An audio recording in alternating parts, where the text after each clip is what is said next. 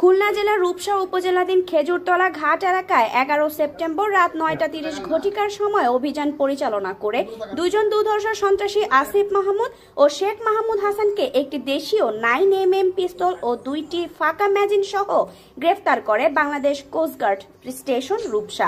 পরবর্তীতে আসামিদের তথ্য মোতাবেক রূপসা থানা পুলিশের সাথে একাধিক আস্তানায় যৌথ অভিযান পরিচালনা করে আরও 2টি ওয়ান শুটার গান ও 3টি তাজা হাত বোমা এবং বিপুল সংখ্যক দেশীয় অস্ত্র উদ্ধার করা হয়।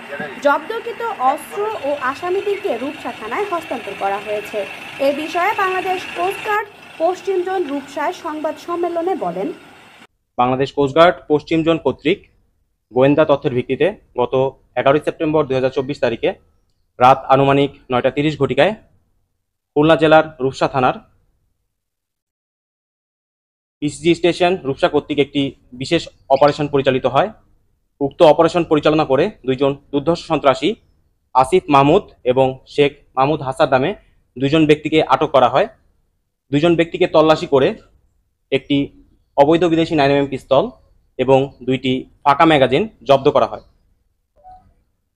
পরবর্তীতে আটককৃত দুইজন ব্যক্তিকে জিজ্ঞাসাবাদ করে বাংলাদেশ কোস্টগার্ডের নেতৃত্বে এবং বাংলাদেশ পুলিশের সাথে একটি যৌথ অভিযান পরিচালনা করা হয়।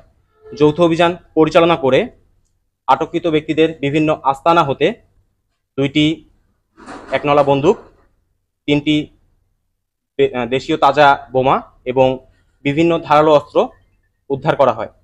জব্দকৃত অস্ত্র এবং আটককৃত ব্যক্তিদের পরবর্তী আইনানুগ ব্যবস্থা গ্রহণের জন্য রূপসা থানায় হস্তান্তর করা হবে। তানিশা খান, প্রবাহ নিউজ ডেস্ক।